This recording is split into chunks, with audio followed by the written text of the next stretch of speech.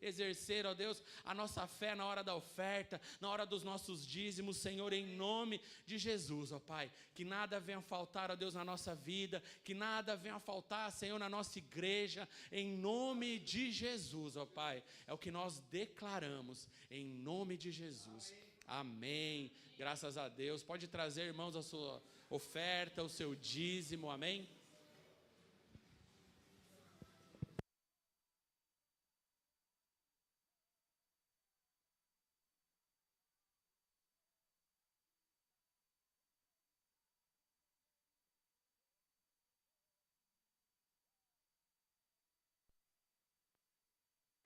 Som. Aleluia, o Senhor é bom, amém? Você crê que o Senhor tem prosperidade na sua vida? Eu também creio em nome de Jesus. Por isso que sejamos cada vez mais generosos, porque a alma generosa, a palavra diz, essa vai prosperar, amém? Nós vamos ministrar a palavra dessa noite. O tema da palavra de hoje, irmão, é: as portas estão abertas para você. Diga para o seu irmão ao lado, fala para ele: as portas estão abertas para você. Olha para o outro irmão aí e fala para ele a mesma coisa: as portas estão abertas para você.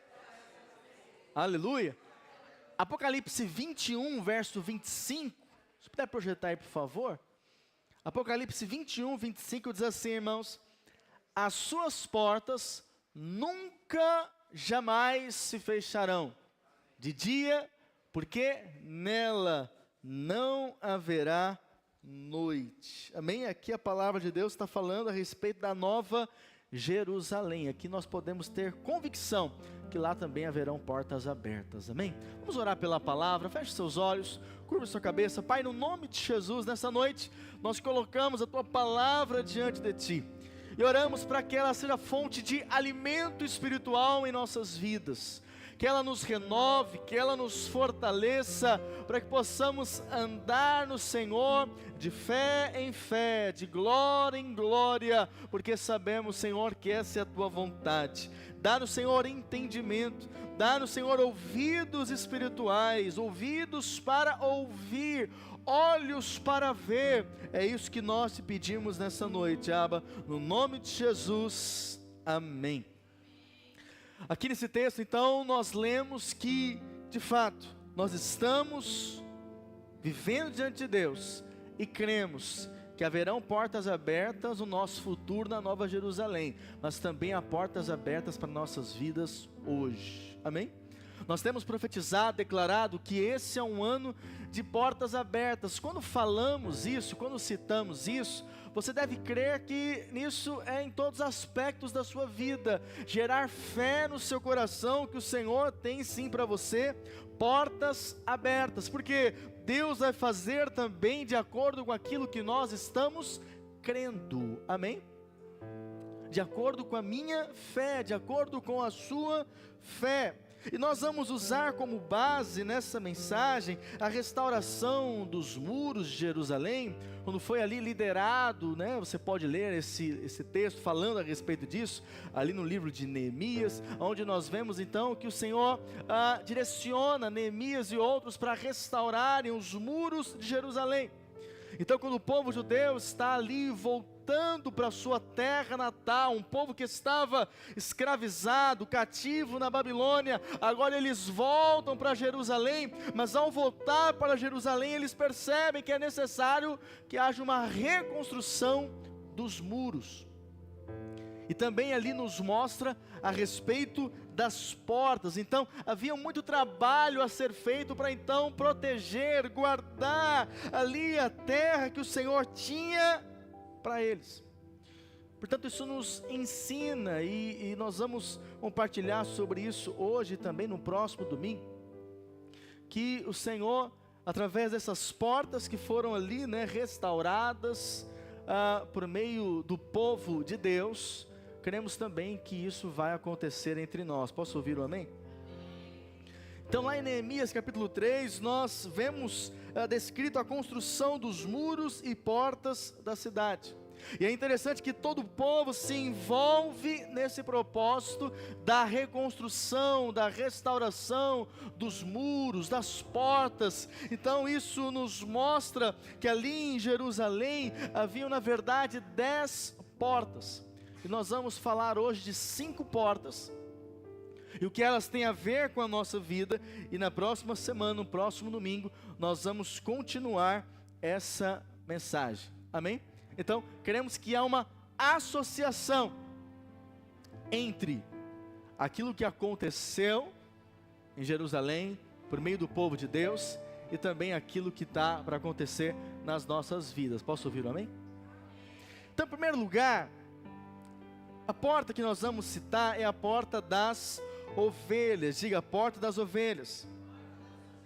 Essa porta ela estava localizada próxima ao tanque de Betesda. E recebeu esse nome porque através dela, então, as ovelhas eram levadas para serem sacrificadas no templo. Então ela foi batizada dessa maneira, o nome dessa porta.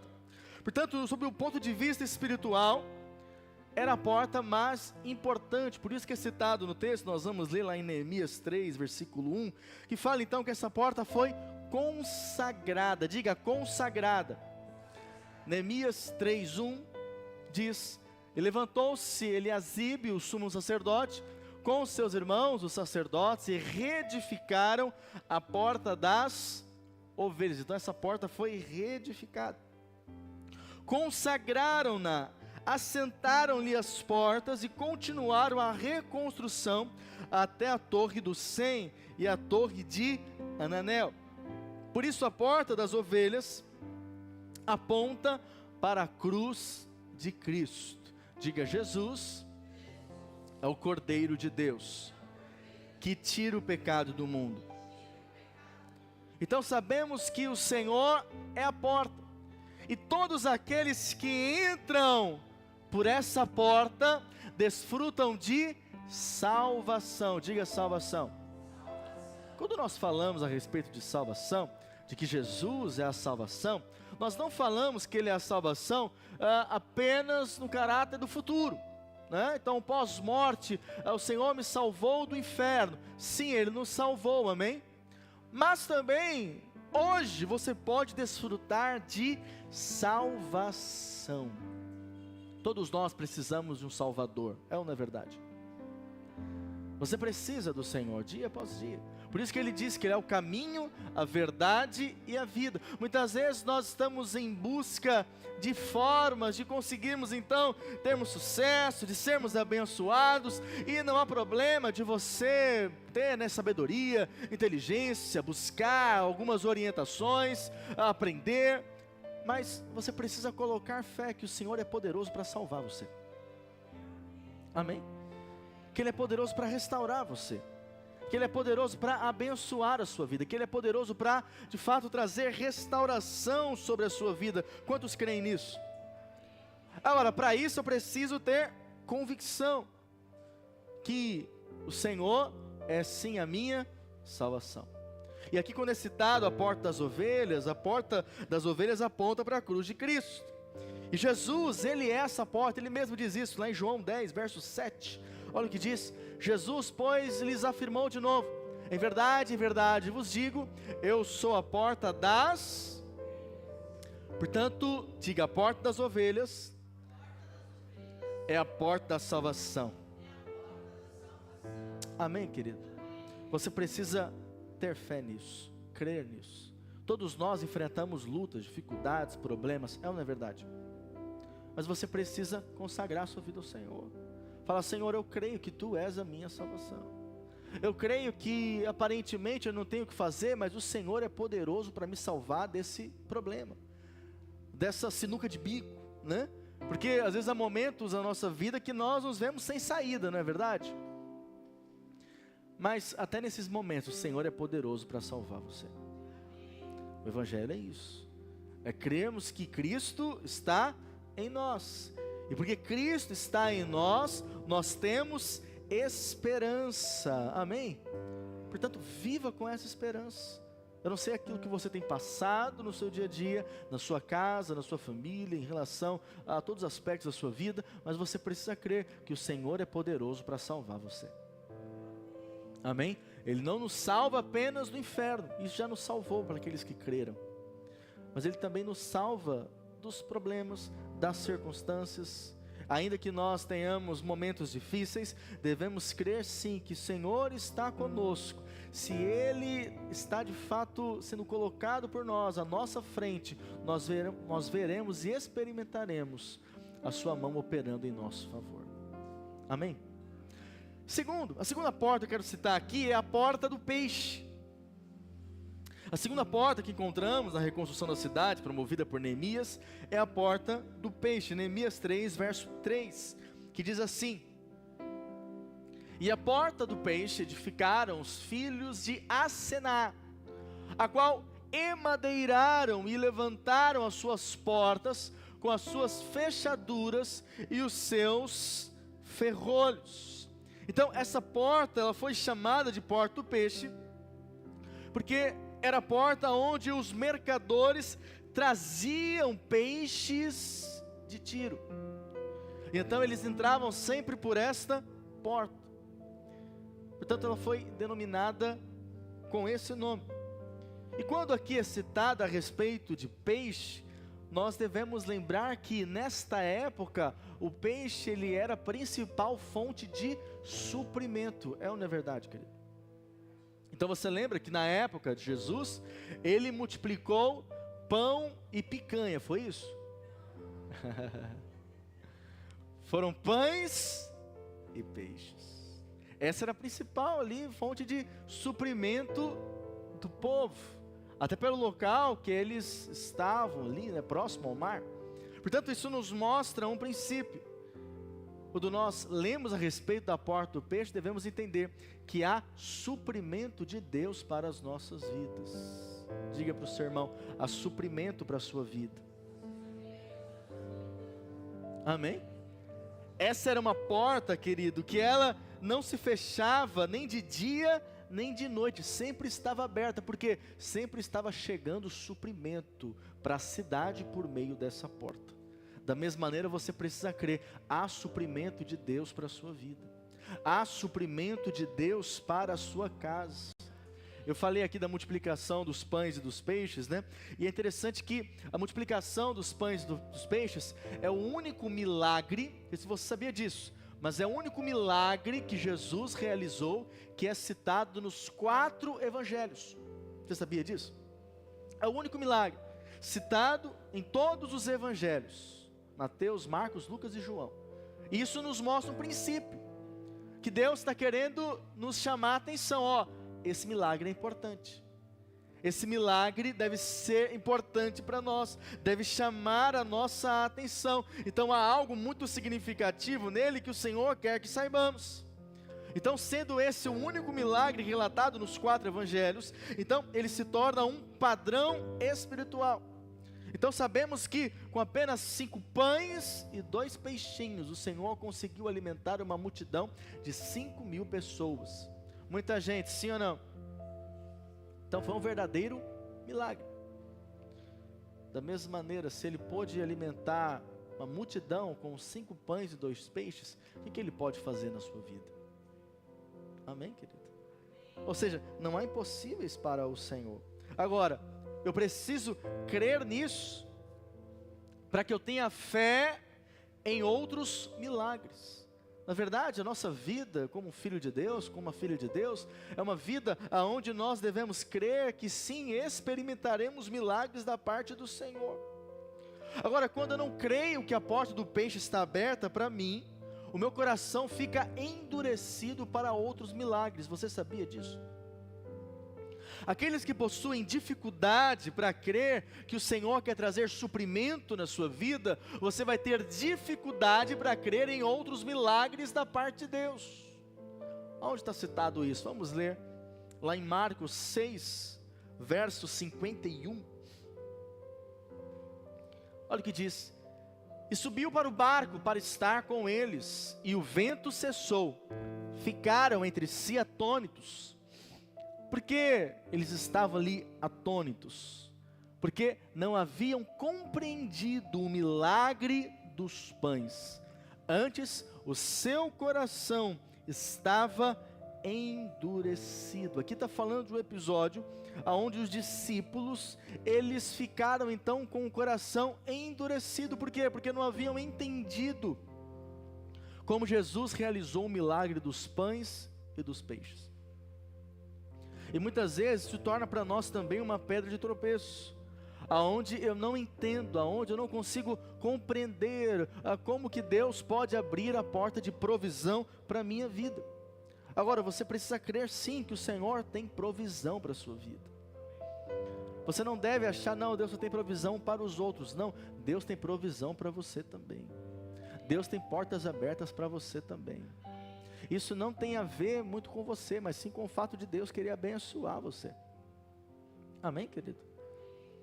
Porque é bem provável que naquele dia que Jesus multiplicou os pães e os peixes, é bem provável que poucos talvez ali teriam fé que o Senhor é poderoso para multiplicar. Os próprios discípulos não haviam entendido como é que o Senhor operou, e aquela multidão, eles não entenderam, com certeza, mas o Senhor mesmo assim realizou o milagre. Agora, interessante, né? Aquele jovenzinho que ofereceu o que ele tinha, aqueles 5 pães e 2 peixes, ele cria. Amém? Isso também deve nos levar a entender, sempre tem alguém que crê, que sejamos nós, amém? Ou seja, que crê no pleno suprimento, na plena provisão. Diga assim: eu creio que nesses dias, provisão está chegando na minha casa. Amém? Sabe, coloque isso diante de Deus. Diga: Senhor, eu quero ser surpreendido. Eu quero ser surpreendido com a provisão do Senhor na minha vida. Eu quero ser surpreendido com o suprimento do Senhor na minha vida. Porque quando eu creio que o Senhor de fato pode fazer, eu vou experimentar do sobrenatural na minha vida. Agora, uma coisa que eu tenho aprendido é: nós só pedimos e nós só oramos por aquilo que nós cremos. Não coloque limites naquilo que Deus pode fazer na sua vida. Amém, querido? Talvez você nesses dias está buscando uma porta de emprego. Declare isso, creia todos os dias. Talvez você não vê por onde pode acontecer, mas declare, creia, verbalize a sua fé. Posso ouvir o amém? Lá com a sua família, não fale de escassez, não fale de pobreza, não, fale de prosperidade, fale de avanço, amém? Fale de suprimento, de provisão. É isso que deve ser a nossa declaração. Não fica ali murmurando, declarando contrariamente, ou com medo, ou negativamente, não. Você é um filho de Deus, uma filha de Deus, e nós vivemos com fé nele, amém? Crendo nele, portanto, creia, há um milagre de provisão para se manifestar sobre a sua vida. Há suprimento de Deus para vir sobre a sua vida, amém? Terceira porta eu quero citar, é a porta velha, ou porta de Efraim. Essa é a terceira porta mencionada. Está lá no verso 6, diz assim: e a porta velha, repararam-na Joiada, filho de Pazéia, e Mesulão, filho de Bezodias. Estes a emadeiraram e levantaram as suas portas com as suas fechaduras e os seus ferrolhos. Então, segundo os estudiosos da palavra, a porta velha era também conhecida como a porta de Efraim. E aqui nós temos uma revelação, porque Efraim é um símbolo da graça e do favor imerecido. Diga: Efraim significa duplamente frutífero. E é interessante que na história de José, não sei se você sabe, mas ele tem 2 filhos. E ele coloca então o nome desses 2 filhos. Quem lembra os nomes? Difícil, né, irmão? Manassés e Efraim. Aleluia, ganhou um ponto. Manassés e Efraim. Manassés era o filho mais velho, o primogênito. E por isso, naturalmente, haveria sobre ele uma bênção maior. E o segundo filho, Efraim. E aí então, em dado momento, José, já no final da vida do seu pai, Jacó, ele leva os seus filhos para Jacó abençoar. E aí naturalmente então, José coloca Manassés do lado direito de Jacó, e Efraim do lado esquerdo de Jacó. Mas na hora de Jacó abençoar os filhos de José, é interessante que Jacó cruza os braços. Você já viu sobre isso? Não? Ele cruza os braços, e ele abençoa então com a mão direita Efraim, o que naturalmente não seria o correto. Mas ali então podemos entender um princípio espiritual, de que de alguma maneira o Senhor está querendo nos abençoar, além do que aquilo que nós esperamos. Sobre Efraim haveria um destino normal, mas sobre Manassés, por seu primogênito, ele então carregaria sobre ele uma bênção especial. Mas Jacó percebeu espiritualmente algo diferente, e aí então ele cruza os braços, e Efraim, que seria talvez alguém não qualificado, que talvez não seria alguém muito promissor, ele recebe a bênção sobre a sua vida. Amém, querido? Isso nos chama atenção a algo, porque Deus ignorou a tradição e escolheu abençoar de maneira especial o segundo. E é interessante isso, que muitas vezes nós também nos vemos como segundo, ou seja, não nos vemos como mais importante, não nos vemos como alguém que merece a posição melhor ou maior, não somos dignos. Mas creia, o Senhor está prestes a cruzar os braços sobre a sua vida. Amém, querido? O Senhor está prestes a abençoar você de maneira diferente. Creia nisso. Não importa onde você está, o que você está fazendo, apenas gere fé no seu coração, que da mesma maneira que Efraim foi abençoado, quando ele não deveria receber aquela bênção dupla, assim também vai acontecer e pode acontecer na sua vida, querido. Você precisa crer, amém? Porque muitas vezes nós nos colocamos na equação, ou seja, as coisas não estão acontecendo na minha vida como eu gostaria, porque eu sou assim, eu sou assado, eu preciso ser desse jeito, eu preciso ser daquele jeito, eu preciso deixar de ser assim, e então nos colocamos na equação constantemente. Mas sabe, no relacionamento com Deus, nós deveríamos nos colocar menos na equação. Você sabia disso? No relacionamento com Deus, você precisa não ficar olhando constantemente para você, mas sim olhar para Ele, que é o autor e consumador da nossa fé. Amém, querido? Depender dEle, contar com o favor e com a bênção dEle sobre a sua vida. Talvez você enxergue hoje, na sua vida, limitações, ou que você está vivendo consequências de coisas que você fez ou deixou de fazer, mas creia, o Senhor é bom e Ele quer mudar nesses dias o teu destino, Ele quer abrir portas diante de você. Posso ouvir o amém? Isso fala de favor. O nome Efraim significa duplamente frutífero, duplamente frutífero. Diga para quem está ao seu lado, fala para ele, fala para ela, diga assim: eu creio que você é duplamente frutífero. Amém, querido? O que temos que fazer é apenas uma coisa: continuar honrando a Deus. Sabe, coloque a Deus como primeiro na sua vida. Priorize o Senhor na sua vida. Eu tenho certeza que a consequência vai ser essa: você vai desfrutar de mais favor de Deus sobre a sua vida. Deus vai abrir portas diante de você. Por quê? Porque a sua vida está nele. A sua vida é para a glória dele. Amém? Talvez você pode não ter o melhor treinamento, você não estudou o suficiente. Talvez você deixou de fazer o que devia ser feito no passado. E aí então você fica vivendo, né? Eu mereço passar por isso tudo. Não se coloque na equação, apenas creia. Chega falando, Senhor, eu creio. Eu posso ter falhado, eu posso não ter feito o que deveria ter sido feito, mas eu creio que o Senhor é bom. E o Senhor pode manifestar graça sobre a minha vida. Amém, querido? Chegue assim diante do Senhor, creia. Chegue diante do trono da graça e diga isso, crendo que o Senhor vai de fato abençoar você, não por aquilo que você é, mas sim porque simplesmente você escolheu estar vivendo na presença dEle. Amém? A quarta porta que eu quero citar, e penúltima dessa noite, é a porta do vale. Diga, a porta do vale.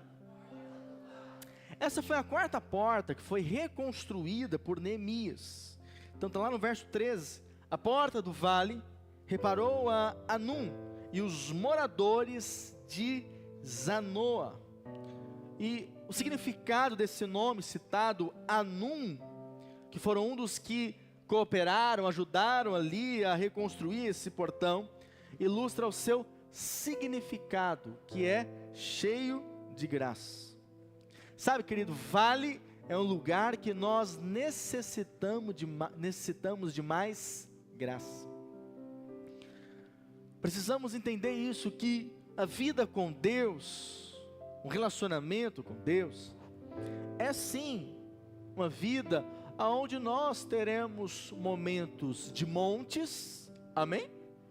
Mas também teremos momentos de vales, ok? Engana-se aquele que, não, agora eu estou com o Senhor, só vai acontecer coisas maravilhosas na minha vida. Sim, vai acontecer coisas muito boas, amém? Mas você também vai ter seus momentos difíceis, amém? Seus momentos de aflições. A diferença é que quando você está no vale e não no momento de monte, você precisa contar com a graça de Deus na sua vida, com o favor de Deus na sua vida. Montanhas sempre nos falam de boas experiências, bênçãos e glória, mas vale nos fala de quê, querido? Vale nos fala de luta espiritual, não é verdade? Vale nos fala de provação. Tem um irmão que gosta, né, que ele só gosta de viver no vale. Está sempre uma luta para ele. Não, tem momento da luta, mas tem momento também do monte. Amém? Momento onde que você vai estar, né, aí fluindo, vendo as coisas acontecendo na sua vida, tudo rapidamente. Esse é o momento de monte, mas tem os momentos de vale, que são momentos onde nós também estamos crescendo em Deus. Agora, o que você pode esperar no meio do vale? No meio do vale, o inimigo sempre vai nos dizer que Deus esqueceu das suas promessas nas nossas vidas, que nada vai acontecer, que Deus esqueceu de nós. É ou não é verdade? Momentos de vale são assim. Momentos de vale são momentos onde você começa a duvidar de algumas coisas, não é verdade? Momentos de vale são momentos onde você reavalia a sua vida. Mas aqui nós vemos a porta do vale. E portanto, essa porta do vale, ela também estará sempre aberta para nós. Por quê? Deus nunca nos deixará numa situação aonde não há saída, sempre haverá uma saída. Mesmo naqueles dias de vale, mesmo naqueles dias difíceis, que não são dias gloriosos, são dias que se você pudesse, você, né, tirava da sua vida. Já teve dias assim na sua vida? Dias que você passou e falou, puxa, se eu pudesse pular esse dia, não gostaria de estar vivendo isso que eu estou vivendo, né? Passamos por esses dias, mas também são esses dias que de alguma maneira o Senhor vai nos forjar, amém? Nos fortalecer, nos fazê-lo conhecer ainda mais. Agora, há uma saída, diga, há uma saída. Lá em Oséias 2, verso 15, diz assim, e lhe darei dali as suas vinhas e o vale de Acor, esse vale aqui citado, o Vale de Acor, é uma referência a Acã. Quem lembra de Acã? Que tomou ali, alguns despojos de quando o povo hebreu, o povo de Israel conquistou ali a cidade de Jericó. Lembra? Que eles não podiam pegar nada, mas Acã pegou de coisas consagradas. Então aqui fala dele. Vale de Acor, por porta de esperança. Será ela obsequiosa como nos dias da sua mocidade e como no dia em que subiu da terra do Egito. Então aqui, esse termo que eu falei, Acor, Acã, significa inquietação, perturbação ou distúrbio. Portanto, a promessa de Deus é que no seu vale de inquietação, porque vale também é um lugar de inquietação, não é verdade? Então, quem passa por vale fica como? Inquieto, perturbado. Mas diga assim, há uma saída. Quando você estiver passando pelo vale, você deve buscar a porta da esperança, como é citado aqui. Porta da esperança. Diga, eu creio que há esperança para a minha vida. E você abre essa porta quando você espera o melhor de Deus. Sabe, irmãos, muitas vezes nós erramos nisso. Porque vivemos a nossa vida sem esperar o melhor de Deus. Não, temos que viver na expectativa há um melhor de Deus para a minha vida. Amém? Há um melhor de Deus para a sua vida. Viva assim, crendo assim, declarando isso, vivendo com essa expectativa no seu coração. Agora, é óbvio, nós temos que ignorar aqueles que são destruidores de sonhos, os demolidores da fé. É interessante que quando nós vemos ali em Neemias, depois você pode ler o livro de Neemias, ali fala então que Neemias, quando está ali trabalhando para reconstruir os muros, é interessante que se levantam alguns para impedir, Sambalate, Tobias, ou seja, adversários, inimigos, que querem de alguma maneira impedir você de viver portas abertas na sua vida. Não devemos ter medo, amém, queridos? Precisamos crer. Diga para o seu irmão, fala para ele, não tenha medo, apenas creia. Amém? E como que eu creio? Quando eu declaro que essa porta de esperança vai se manifestar na minha vida, que eu vou entrar por ela. A restauração para o seu casamento, amém? A restauração para a sua vida profissional, a restauração nas suas finanças, a restauração na sua saúde, a restauração no seu ministério. Creia que você vai entrar por essa porta, e em nome de Jesus o seu futuro será brilhante. Creia nisso, tome posse dessa palavra, não tema, mas apenas creia. Creia que o Senhor tem portas abertas diante de você. Amém? Talvez hoje você se encontre num momento de vale, achando que o Senhor esqueceu de você. Deus não se esquece dos seus filhos, amém? Lá em Hebreus nos fala isso, jamais nos deixa, jamais nos abandona. Amém, querido? A palavra diz que o Senhor tem escrito o seu nome na palma das suas mãos. Ou seja, Ele não se esquece de nós. Agora, eu preciso crer que mesmo no vale, há uma porta de esperança para mim. Talvez eu não estou entendendo como que é, mas existe essa porta e eu vou entrar por ela em nome de Jesus. Quinta porta e última, querido, para a gente citar nessa noite, é a porta do monturo. A quinta porta era conhecida como porta do monturo ou porta do lixo. Neemias 3, verso 14 diz: a porta do monturo reparou a Malquias, filho de Recabe, maioral do distrito de Bet-Aquerem. Ele a edificou e lhe assentou as portas com seus ferrolhos e trancas. Então essa porta recebeu o nome porque levava ao vale de Inom, ao sul de Jerusalém, onde o lixo era despejado. Então toda a sujeira da cidade deveria sair por essa porta do monturo, ok? Então, lixo é algo que nós temos que remover das nossas vidas. Amém, querido? Lixo é algo que todo dia nós temos que remover. Então, lá na sua casa, todo dia tem lixo, é ou não é verdade? Pode ser que fique aquela briga, quem vai tirar o lixo, né? Mas todo dia tem lixo para ser tirado, sim ou não?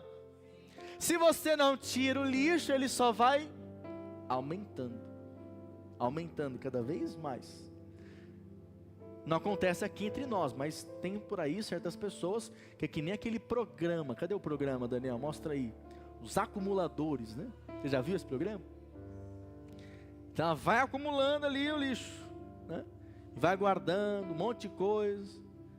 Ele nunca mais vai usar, mas ele guarda porque não, um dia pode ser que eu vou usar. Segundo entendidos, muitos falam o seguinte: se tem algo que você já está 6 meses lá na sua casa guardado que você não usou, pode jogar que você não vai usar mais. Mas a gente fica quanto tempo? Às vezes 1 ano, 5 anos, 10 anos, negócio lá, porque você pensa, um dia vou precisar, não é assim? E é engraçado que às vezes tem coisas que estão ali, né, que você jogou ali e fala, não, um dia eu vou precisar. Aí você vê, vou jogar fora. Aí no outro dia você precisa. Mas há pessoas que são acumuladoras. Elas acumulam o lixo nas suas vidas. Nesse caso aqui desse programa, né, as pessoas não conseguem nem entrar em casa de tanto lixo que tem ali. Então, todo lixo que foi entulhado na nossa vida é removido na nova criação. Quando nós entregamos a nossa vida a Jesus, nós cremos que aquilo que é do nosso passado, então, já foi o quê? Lançado no mar do esquecimento, amém?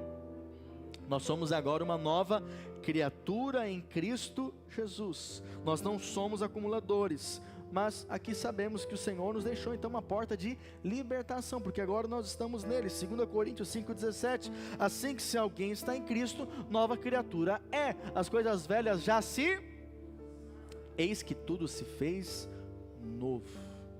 E aqui nos mostra um princípio espiritual. Tudo que fazia parte da sua velha vida tem que ser jogado fora, amém? Porque Deus tem coisas novas para você. Só que aquilo, para você viver o novo, o velho tem que ir embora. O problema é que muitas vezes nós queremos o novo, mas também queremos o quê? Segurar o velho.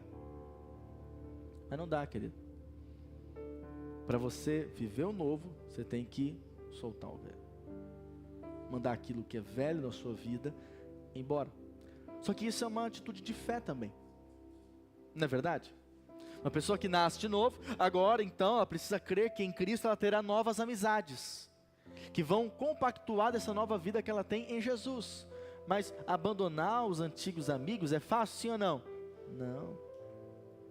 Pode ser que aquelas amizades trazem de alguma maneira lixo para a sua vida, mas mesmo assim é difícil desconectar. É difícil soltar. Por quê? Porque tem uma história junto, né? Isso em outros aspectos da nossa vida, querido, também é real. Precisamos entender que o que é lixo tem que ir embora da nossa vida. Não devemos acumular. Todo entulho colocado pelo inimigo na sua vida será removido. Por quê? Porque em Cristo nós fomos libertos. Diga para o seu irmão, em Cristo Jesus, você foi liberto. Então, porque nós fomos libertos, agora não devemos pôr novamente a nossa vida debaixo de um jugo de escravidão.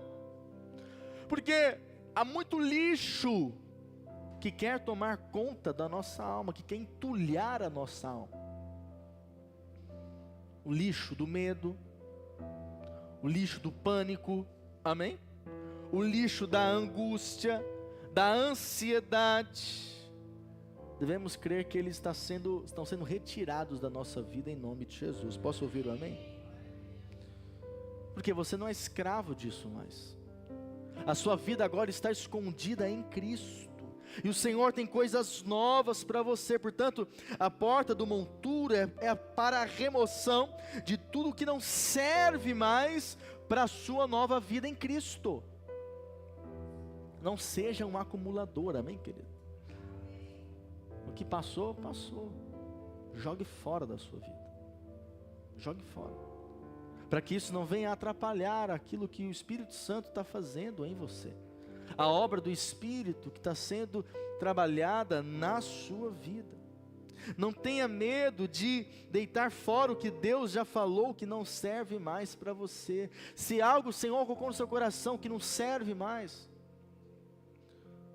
seja uma prática que você tem tido, seja algum sentimento que você nutre, porque às vezes tem sentimentos que nós queremos nutrir, mas que não fazem mais parte de nós, não deveriam, amém? Seja um sentimento de ansiedade, seja até mesmo aquela questão de autocomiseração, coitadinho de mim, de vitimismo. Então, há coisas que devem ser lançadas fora da nossa vida, se nós queremos o novo de Deus, amém? Eu quero o novo de Deus. E se queremos o novo de Deus, precisamos entender isso, que tem coisas que são lixo, que devem ser removidas das nossas vidas. E essa porta aqui está aberta para você, amém, querido? Você pode jogar o lixo fora. Você não precisa viver com o lixo. Dê um basta, amém? Dê um basta. Jogue fora aquilo que não tem a ver com o propósito de Deus na sua vida. Jogue fora, porque há coisas que estão na nossa vida, mas que de alguma maneira estão atrapalhando o nosso avanço, o nosso crescimento, o fato de vivermos as promessas de Deus em nós, amém? Isso é algo muito sério. Por isso, coloque diante de Deus. Às vezes, se há coisas que devem ser removidas, com certeza o Espírito Santo de Deus vai ministrar o seu coração, amém? Porque quando o lixo, o velho vai embora, o novo de Deus vai se manifestar na sua vida. Diga: eu quero o novo de Deus se manifestando na minha vida. Amém? Nós queremos que o nosso Deus é um Deus que tem promessas para nós. Nosso Deus é um Deus que nos ama e quer nos levar a lugares maiores, quer nos levar a viver, entrar em novas portas e viver coisas abundantes na presença dEle. Mas para isso nós precisamos crer sim, que essas portas foram abertas, amém? E depende de nós querermos em Deus acessá-las. Depende de nós em Deus falarmos: Senhor, eu quero